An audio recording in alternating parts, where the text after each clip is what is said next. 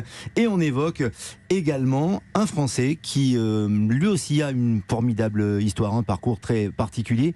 C'est Constant Lestienne. Ah ouais. Ah mais ça c'est génial. Il a passé le premier tour aujourd'hui. Il a battu un Brésilien, c'est ça, hein, si j'ai bonne mémoire, Antero.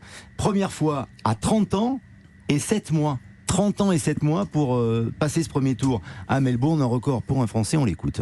Ouais, super heureux. C'était mes deux objectifs de ma carrière de joueur de tennis, c'était de participer à un tournoi du Grand Chelem et de rentrer dans le top 100. Donc les deux sont réalisés aujourd'hui. Donc maintenant, on va essayer d'aller chercher plus.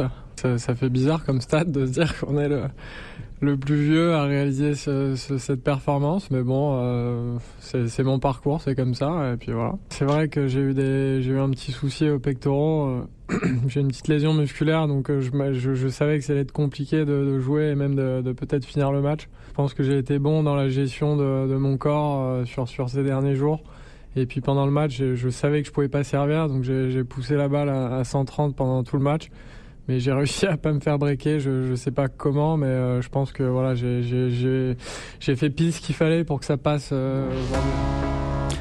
Constant Lestienne qui a passé le premier tour à 30 ans et 7 mois, un record pour un Français, c'est formidable. Il a une histoire magnifique, un parcours magnifique, et ce sont les belles histoires d'ailleurs, souvent des premiers tours et des débuts de tournois du Grand Chelem, Christophe Taureau.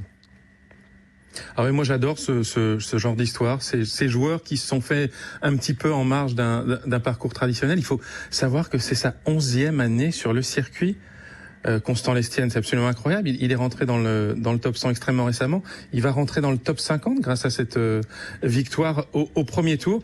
Et hier soir, en fait, il était comme un enfant. C'est la première fois qu'il gagne un match dans un tournoi du Grand Chelem. Il était même comme un enfant en salle de presse, de découvrir tout ça. Il n'était jamais venu, tout simplement, et il fait tout ça à 30 ans. On l'a même emmené, pour tout vous dire, on l'a rencontré dans une petite salle de presse, où on n'était qu'avec les journalistes français, et après il a dit mais je peux un peu visiter, et donc on l'a emmené dans la très grande salle de presse qui ici à Melbourne est énorme, et il regardait ça avec les yeux d'un gamin devant un sapin de Noël. C'est absolument extraordinaire. Et puis il faut surtout dire qu'il a fait un super match, parce qu'il est blessé.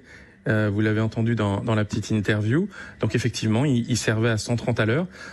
Il a servi par en dessous de temps en temps, des services à la cuillère. Il a même remporté des points. Il avait, à cause de cette blessure, pas pu jouer sa demi-finale à Auckland contre Richard Gasquet. Mais en tout cas là, il a réussi son coup.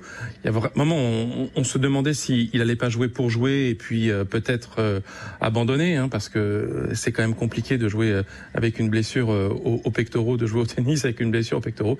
Et il a réussi son affaire, Constant Lestienne, et il était vraiment extrêmement heureux. Et au prochain tour, il joue Cameron Norrie, le joueur britannique que Richard Gasquet a battu en finale. C'est peut-être un signe, on le souhaite en tout cas pour Constant Lestienne, une bien belle histoire.